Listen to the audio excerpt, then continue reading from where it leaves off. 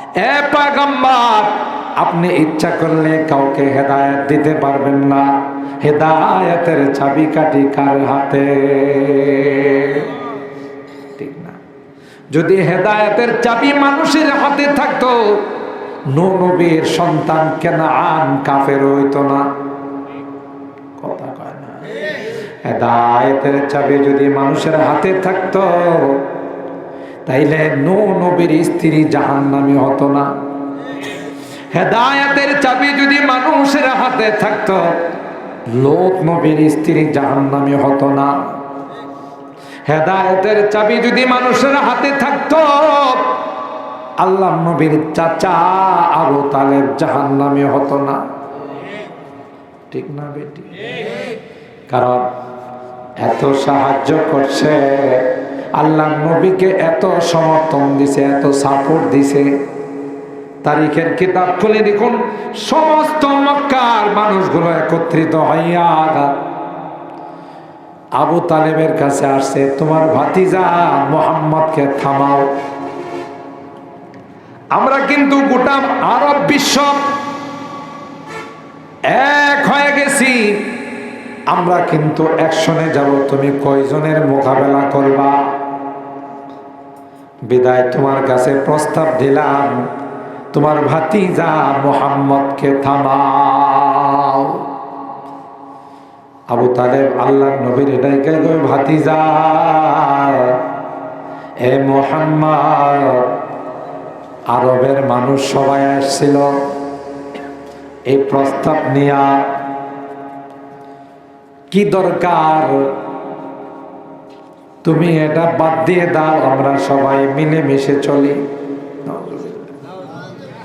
আল্লাহর হাবিব চাচাকে ক্লিয়ারলি জানাই দিলেন, গোটা বিশ্ব যদি আমার বিরুদ্ধে চলে যায়, সবাই যদি আমার বিপক্ষ হয়ে যায়, আমার শরীরে এক ফোঁটা রক্ত থাকতে আমি আল্লাহর মিশন থেকে চুল পরিমাণ পিছু হব না। অনেক উলামায়ে কেরাম দীর্ঘক্ষণ পর্যন্ত আপনাদের মাঝে আলোচনা করছে। আমি শেষ পর্যায়ে এসে খুব লম্বা আলোচনা করে আপনাদের কষ্ট দেব না ইনশাআল্লাহ। যেহেতু দুইজন মুরব্বীর নামে আজকের এই বাড়ির যুবকরা, আমার ছোট ভাই জসিমরা, এরা মিলে এই সুন্দর আয়োজন করেছে, তাই মৃত্যু সম্পর্কে কিছু কথা। এই জগৎ পাড়ি দিয়ে যে আরেকটা জগতে আমাদের যাইতে হবে, সেই জগতের সামান নিয়ে কিছু কথা আপনাদের খিদমতে আরজ করব। আল্লাহ পাকের দরবারে তৌফিক চাই, সকলে বলুন আল্লাহুম্মা আমিন। আল্লাহ পাক রব্বুল আলামিন যেদিন থেকে আমাকে আপনাকে বানাইছে, সেদিন থেকেই কিন্তু আমাদের মৃত্যুর হিসাব শুরু হয়ে গেছে। ঠিক না? আমি দুনিয়াতে যেদিন আসছি, এর পরের দিন থেকে কিন্তু আমার একদিন একদিন করে হায়াত কমা শুরু হয়ে গেছে, তাই না? কিন্তু এই হায়াতরা কি আর বাড়ানোর সুযোগ আছে?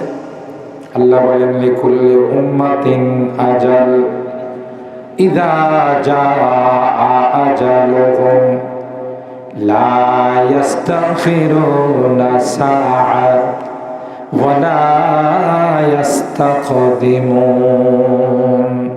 কোন সুযোগ না আগাই। আমার পক্ষ থেকে প্রত্যেকের হায়াত মত নির্ধারণ করা আছে। কেউ হাজার চেষ্টা করলেও একদিন তার হায়াত কমাইতে পারবে না, একদিন তার হায়াত বাড়াইতে পারবে না। ঠিক না? পৃথিবীর মধ্যে অনেক শিল্পপতিরা, পৃথিবীর মধ্যে অনেক নামি দামি প্রভাবশালী মানুষরা দুনিয়াতে থাকার জন্য এমন কোনো চেষ্টা নাই যে চেষ্টা করে নাই। ঠিক না? যাদের টাকা পয়সা আছে, এরা যদি অসুস্থ হয়ে যায়, বাংলাদেশে চিকিৎসা নাই, ইন্ডিয়াতে যায়, ইন্ডিয়াতে চিকিৎসা নাই, ব্রিটেনে যায়, ওখানে চিকিৎসা নাই, চেন্নাইতে যায়, তাও চেষ্টা করে দুনিয়াতে কিছুদিন বাঁচে থাকার জন্য। ঠিক না? ঠিক। আল্লাহ ডাক ডাকায়, না না না, যখন হায়াত শেষ হয়ে যাবে, কেউ তোমাকে বাঁচাইতে পারবে না। ঠিক কিনা বলেন? এই নির্ধারণটা কার পক্ষ থেকে হয়েছে? রাজা বাদশাহ। দুনিয়ার কোন রাজা বাদশাহ করছে? দুনিয়ার কোন মন্ত্রী মিনিস্টার কার হাতে? একমাত্র, কেবলমাত্র, শুধুমাত্র কার হাতে? শুধু তাই নয়, আল্লাহ কোরআনে বলেন ওমা মিন দাব্বাতিন ফিল আরদি ইল্লা আলাল্লাহি রিজকুহা ওয়া ইয়ালামু মুস্তাকাররাহা ওয়া মুস্তাওদাআহা কুল্লুন ফি কিতাবিম মুবিন। আল্লাহু আকবার।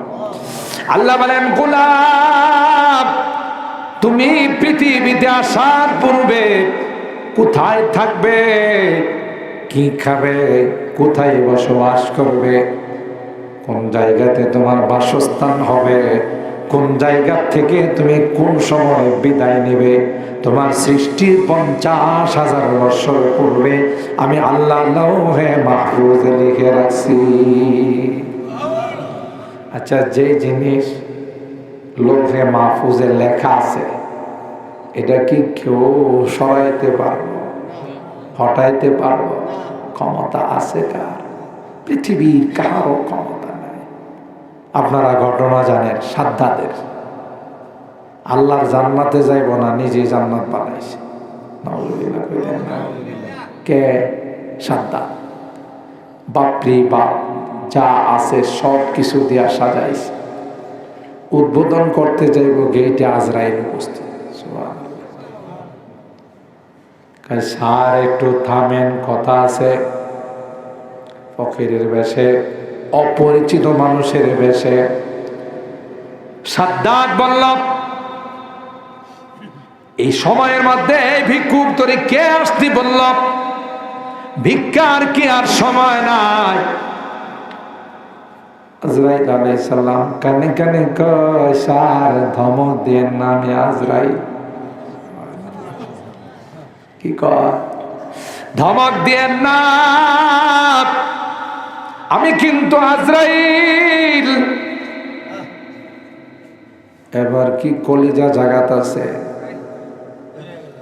এখন তো কই ভাই 5টা মিনিট, কয় আমার বাপেরও ক্ষমতা নাই। সুবহানাল্লাহ। বলুন তো দেখি, কারো মৃত্যুর সময় হয়ে গেলে তাকে যদি 5 মিনিট কমায় দেওয়া হয়, বাড়ায় দেওয়া হয়, কোরআনের আয়াত ঠিক থাকবে, আল্লাহর বাণী ঠিক থাকবে? আল্লাহ তো বলছেন লিকুল্লি উম্মাতিন আজাল ইদা জাআ আজালুহুম লা ইস্তাখিরুনা সাআ ওয়া লা ইস্তাকদিমুন। 1 সেকেন্ড সময় কাউকে দেওয়া হবে না। তুমি যত বড় পাওয়ারফুল হও, তুমি যত বড় ক্ষমতা সম্পূর্ণ হও, তোমার ক্ষমতা ওখানে লেস। গোটা পৃথিবীর রাজত্ব করেছে ইন্টারন্যাশনাল হারামজাদা নমরুদ, ঠিক না? কিন্তু পারছে বাঁচতে, নিজেরে নিজে রব দাবি করছে। হযরত ইব্রাহিম খলিলুল্লাহ নমরুদকে বলল, আমার রবকে তুমি মানো। নমরুদে কয়, তোমার রব আমার কেডা? আমি নিজেই তো রব। আরো আস্তে নাউজুবিল্লাহ কর। হযরত ইব্রাহিম বললেন, রব্বি আল্লাযী ইউহয়ী ওয়া ইউমীত। আমার রব হলেন তিনি যিনি হায়াত আর মওতের মালিক। সুবহানাল্লাহ। এ গাদায় কয়, হায়াত আর মওত তো আমিও দিতে পারি। চিন্তা করছেন কত বড় গাদা? তুমি আবার কেমন হায়াতের মওতের মালিক? নমরুদে কয়, আমি ইচ্ছা করলে একজনকে মারতে পারি, ইচ্ছা করলে একজনকে জিন্দা রাখতে পারি। 2টা কয়েদিকে ডাইকা একটাকে জল্লাদের হাতে তার শির উচ্ছেদ করে দিছে, আরেকটাকে বলছে যাও তুমি বেকসুর খালাস। এবার নমরুদ কয় ইব্রাহিম খলিলুল্লাহকে দেখলা একজনকে মারলাম আরেকজনকে জিন্দা করলাম। আচ্ছা আপনারা কোন তো হেজেরে কইছে বেকসুর খালাস, এটা কি মরা আছে? কথা কয় না। যারে কইছে বেকসুর খালাস এর কি মরা না জিন্দা? গা দায়ে কয় হ্যাঁ বলে হ্যাঁ জিন্দা করছে। তাহলে মাথার মধ্যে গোবর তো নাই, গোবরের মধ্যেও তো লাউ গাছ উঠে। কথা কয় না। বুঝা গেল হের মাথায় কিছু নাই। ইব্রাহিম খলিলুল্লাহ দেখলো এটা তো আস্তা গাধা, এর সাথে তর্ক কইরা লাভ নাই। ইব্রাহিম খলিলুল্লাহ বলল আমার রব যেদিন থেকে আসমান আর জমিন বানাইছেন সেদিন থেকে সূর্যটা পূর্ব দিক থেকে উড়ায় পশ্চিম দিকে ডুবায়, ঠিক না? শৈলপুর কি কোনোদিন দক্ষিণ দিক দিয়ে উঠছে দেখছে? কোন দিক দিয়ে উঠে? আর ডুবে কোন দিক দিয়া? না না, আমরা কই ডুবে, হাদিসে কয় ডুবে না, সূর্যটা গিয়া আল্লাহর আরশের নিচে সিজদায় পড়ে যায়। সূর্যটা সিজদায় পড়ে আল্লাহরে কয় আল্লাহ সারা দিন তোমার সৃষ্টির খেদমত করলাম, এখন তোমার খেদমতের জন্য উপস্থিত হয়ে গেলাম। আরো জোরে সুবহানাল্লাহ। গোটা পৃথিবীর এমন কিছু নাই যারা আল্লাহর ইবাদত করে না, আল্লাহর খেদমত করে না, মানুষ হইয়া আমরা এই আল্লাহকে চিনলাম না। কোরআনে আল্লাহ বলেন তোদের মতো নিমক হারাম কেউ নাই, ঠিক না? ওয়াকালিলুম মিন ইবাদিয়াশ শাকুর, আমার বান্দাদের মধ্যে শুকরগুজার শুকরিয়া আদায় করার বান্দা অনেক কম। আবার অকানাল ইনসানু কাফুরা, আল্লাহ কয় মানুষ তো শুকরিয়া আদায় করেও না, নিমক খারামি করে। কোনোদিন একটু 19-20 হইলে ল্যাংটায় আমার গাইলে গালাস করে, ঠিক না? আপনি মনে করেন ছাদের উপরে ধান রোদ দিছে, আকাশটা কালো হয়ে গেছে, তখন কি আল্লাহর প্রশংসা করেন না গালি গালাজ করে? কয় না। কিছু না কইলেও রাগ হয়ে আল্লাহরে কয় তুমি আর সময় পাইছিলা না। কারে কয়? আল্লাহরে কয় তুমি আর সময় পাইছিলা না, আমি দান্ডা রৌদ্র দিছি, তোমার এত হিংসা কি লাগে? আমার দান্ডা শুকাইলে তোমার অসুবিধা কোথায়? না হায় হায়, আল্লাহ কোনো জবাব দেন? মা আহাদুন আসবারা আলা আদান ইয়াসমাউহু মিনাল্লাহ ইয়াদউনা লাহুল ওয়ালাদ। এত বকাবকি করে আল্লাহরে, এত গালিগালাজ করে, আল্লাহর সঙ্গে এত শরীক করে, তারপরেও কিন্তু আল্লাহ অ্যাকশনে যায় না। অ্যাকশনে গেলে গোটা পৃথিবী উলটপালট হয়। কেন? আল্লাহ সবর করে, ধৈর্য ধারণ করে।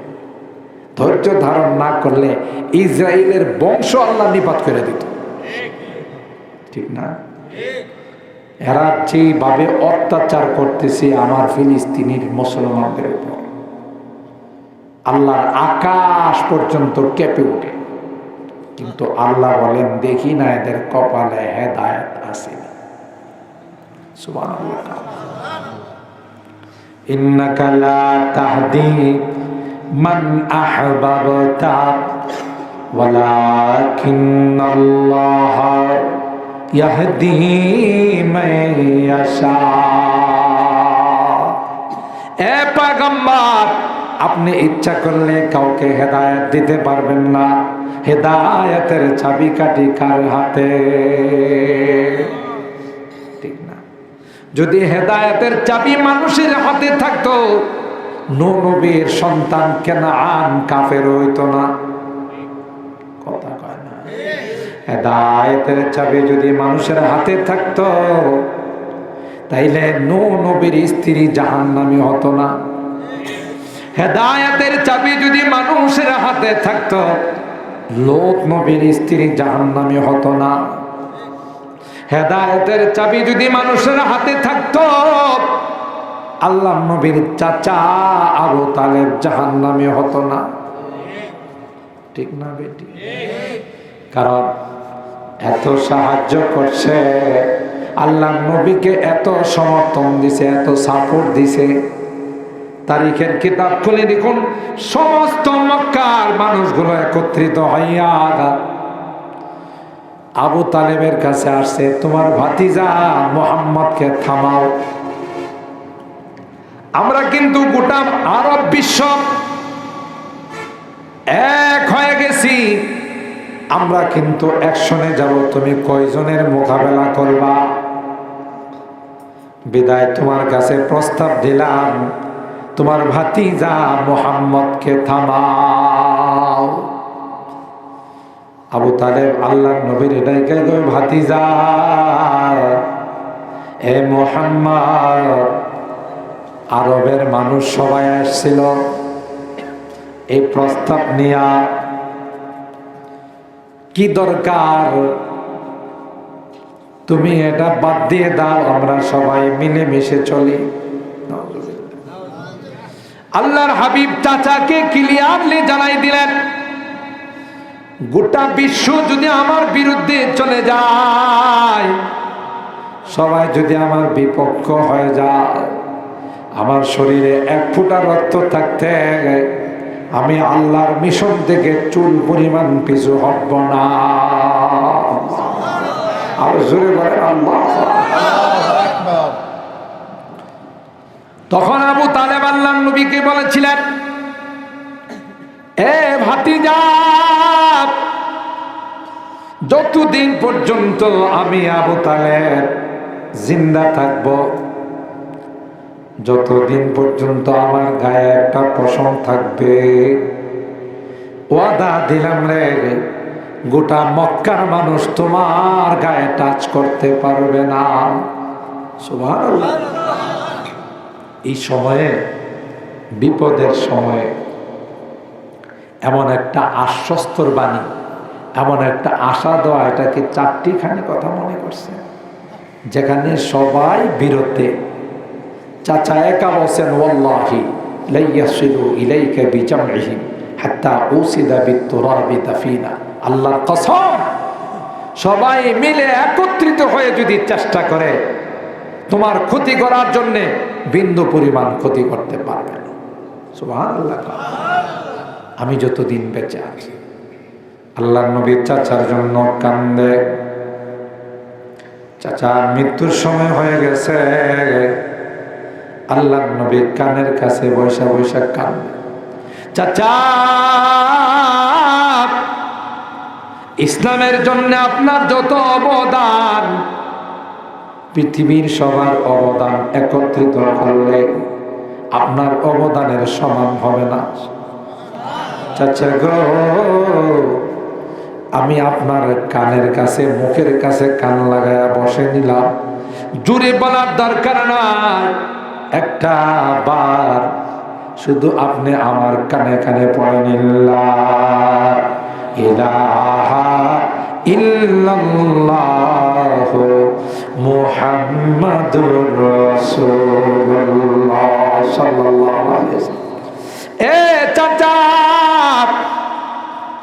আপনি যদি একটা বার আমার কানে কানে কলমাটা পড়ে নেন, আমি ওয়াদা দিলাম গো, আমি আল্লাহর কাছে সুপারিশ করে আল্লাহর জান্নাতে নিয়ে যাব। কিতাবের মধ্যে আসে, আবু তালেব মনে মনে প্রস্তুতি নিয়েছিল, না না, ভাতিজার কলমাটা পড়ে মুসলমান হয়ে যায়। ওই সময় সাঙ্গ পাঙ্গ আশেপাশে যে তার গোত্রের লোকজন বসা ছিল, লিডাররা বসা ছিল, এরা বুঝা ফেলাইছে আবু তালেব মনে হয় কলমা পড়ে নিবে। এমনি ডাক দেয়া কয়, আবু তালেব, তোমার হাব বাপ বেশি ভালো না, তুমি মনে হয় ভাতিজার কলমা পড়ে নিবে। আবু তালেব, না না, গোটা জীবন মানুষ বলবে আবু তালেবে জাহান্নামের ভয়ে, আগুনের ভয়ে শেষ জীবনে বাপদাদার ধর্মের মধ্যে কালিমা লেপন করছে। না, এ কাম করতে তুমি দিও না। শেষ বয়সে বাপদাদার ধর্মটা ত্যাগ করো না, আজীবন মানুষ তোমার বদনাম করবে।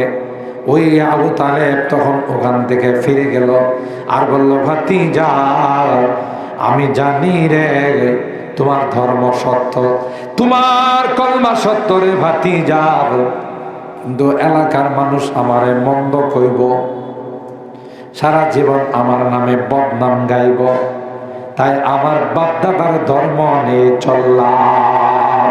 নাউজুবিল্লাহ। যদি হিদায়াত আল্লাহর নবীর হাতে থাকতো তাইলে জবরদস্তি হলো চাচারে মুসলমান বানাই দিত। ঠিক না ভাই? ঠিক। হিদায়াতের মালিককে, ভালো কাজ করানোর মালিককে। বাংলাদেশে কত মানুষ আছে হাজার হাজার কোটি টাকার মালিক, খবর নিয়ে দেখেন জীবনে একবারও তাদের ভাগ্যে হজ জোটে না। অথচ অনেক গরিব মানুষ টাকা মাটির ব্যাংকে জমায়া, ব্যাংকের মধ্যে রাখা একটা সময় এই টাকা দেওয়া হজ করে ফেলাইছে। বোঝা গেল ভাগ্য খারাপ, টাকা থাইকাও সে হজ করতে পারল। জোরে বলেন। তাই আল্লাহর হাবিব আল্লাহর কাছে বলেন, আল্লাহ আমার চাচা এমন কোন সহযোগিতা নাই যা আমার জন্য করে নাই, আমার ইসলাম রক্ষা করার জন্য করে নাই। তাই আমার চাচারে আল্লাহ কোনো কনসিডার করা যায় কিনা, আমার চাচার শাস্তির বেলায় কোনো সুযোগ দেওয়া যায় কিনা।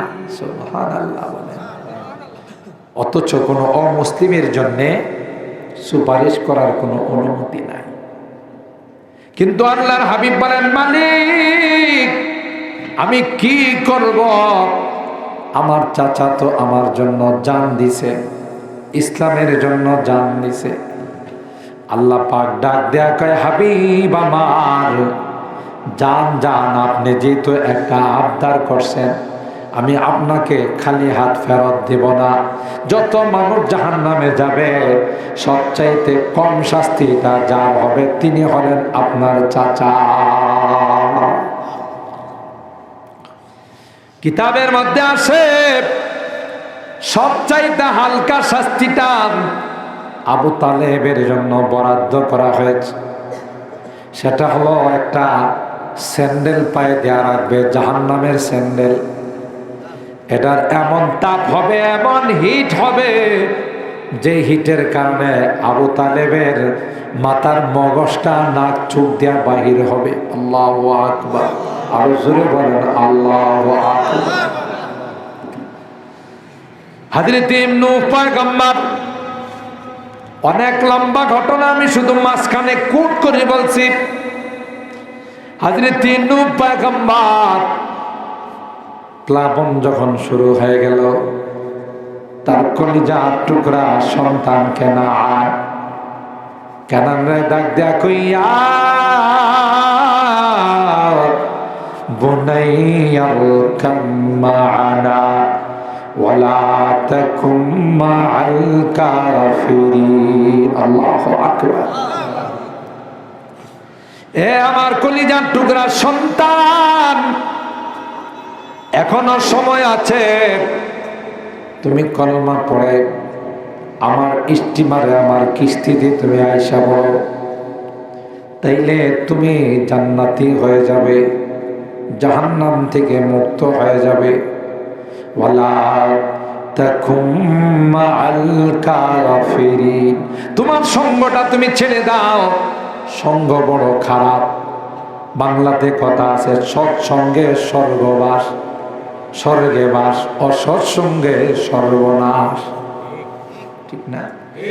সঙ্গ ভালো হলে 5 ওয়াক্ত নামাজ জামাতের সাথে আদায় করে, সঙ্গ ভালো হলে কোরআনের মাহফিলে যায়, সঙ্গ ভালো হলে জুমার নামাজ আদায় করে, সঙ্গ খারাপ হলে গানে যায়, সঙ্গ খারাপ হলে মাজারে যায়, সঙ্গ খারাপ হলে মদ খায়।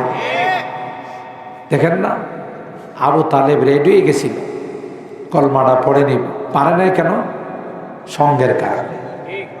দেখছেন, এই জন্য সঙ্গের অনেক দাম আছে। কোরআনে আল্লাহ বলেন, ইয়া আইয়ুহাল্লাযীনা আমানুত্তাকুল্লাহ ওয়া কুনু মা'আস সাদিকিন। তোমরা আল্লাহকে ভয় করো, ইত্তাকুল্লাহ।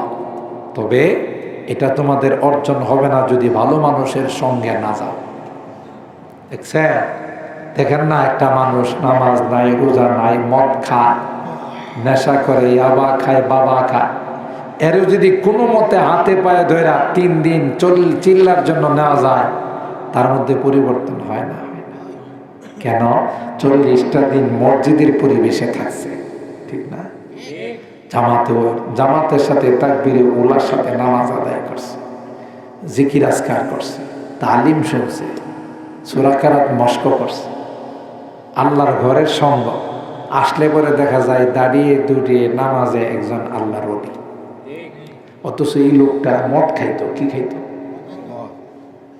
এই লোকটা সন্ত্রাসী করত, এই লোকটা গাঞ্জা খাইতো, ইয়াবা খাইতো, কিন্তু সঙ্গের কারণে এখন একজন আল্লাহর ওলি। ঘটনা আসে, 4-5 জন ডাকাত ডাকাতি করতে পারে না, ডাকাতির কোনো সুযোগ না ভাই, যেখানে যায় ওখানে ধরা খায়। পরামর্শ করলো যে ডাকাতির রাস্তা বাদ দেওয়া, পিরানির রাস্তা লই। কিসের রাস্তা?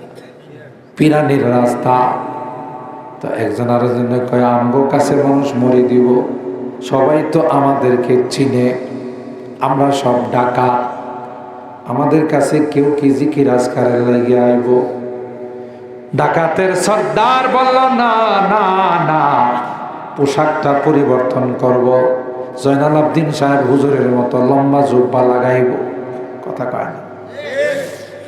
বড় বড় হুজুরদের মতো, সাজিদুর রহমান সাহেবের মতো লম্বা জুব্বা লাগাইব, মাথায় পাগড়ি বানব, হাতে তসবি নিব, হাতে লাঠি নিব। এগুলো কার লেবাস? পীর সাহেবের লেবাস। কথা কয় না? এলাকাতে পীরগিরি করব না। যে এলাকার মানুষ আমাদেরকে চিনে না, ওই এলাকায় যায় পীরগিরি করব।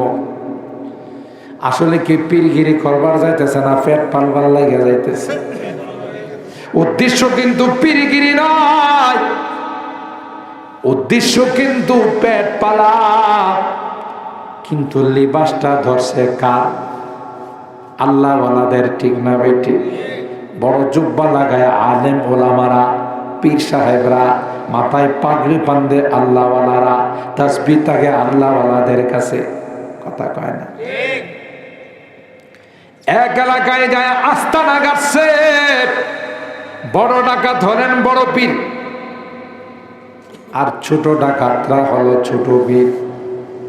আস্তানা গায়রা এরা শুধু জিকির আজকার তাসবিহ তাহলিল পড়ে, সুবহানাল্লাহ।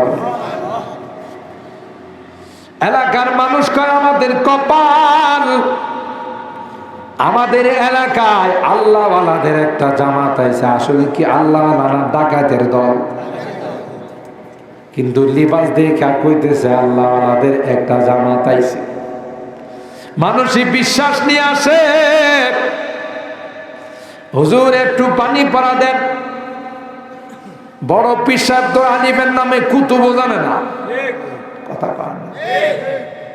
অন হ্যাঁ করে কি কয়, দেন আমার কাছে দেন। আর ছোট পিসাবরা কয়, না না, বড় পীর থাকতে আমরা ফু দিব না, কারণ আমরা তো কিছু জানি না। ঠিক না? ওই যে ঘটনা আপনারা জানেন না, বড় ভাই সৌদি আরব থাকে, তো সৌদি আরব যারা থাকে আর লম্বা লম্বা জুব্বা পরে না, তুপ পরে না। তো ছোট ভাই তো বাড়িতে গৃহস্থির কাম করে, তো বড় ভাই যখন সৌদি আরব থেকে বড় জুব্বা লেগেছে, একদিন ছোট ভাই আউস করে কয়, আচ্ছা ভাই তোর জুব্বাটা পরি, খবর জুব্বাটা গায়ে দিয়া বাজার থেকে ঘুরাই গেছে, জুব্বা গায়ে দিয়া বাজার। তো বাজারের মসজিদগুলোতে আগে কোনো ইমাম থাকতো না, আসিল এক সময় টিনের ঘর, ভাঙ্গা সাঙ্গা ঘর, উপস্থিত যারা পায় হুজুর যান যান নামাজ পড়ান, বেশিটা এরকম ছিল। এমন এক বাজারে গেছে যে বাজারের মসজিদের কোনো নির্ধারিত ইমাম, উপস্থিত যারা আছে, আরে বেড়া তো জুব্বা গায়ে দিছে, যদি মসজিদে না যা মানুষ দিব থুতু কিরিয়ে, অত বড় জুব্বা লাগাইছিস তুই মসজিদে যাস না। সরমে বরমে এত জীবনে ভুলেও কোনোদিন নামাজ পড়ে না, আজকে সরমে বরমে কই গেছে গেছে বই। আল্লাহর কি কুদরত, মসজিদের মধ্যে এর চাইতে বড় আলেম কেউ নাই।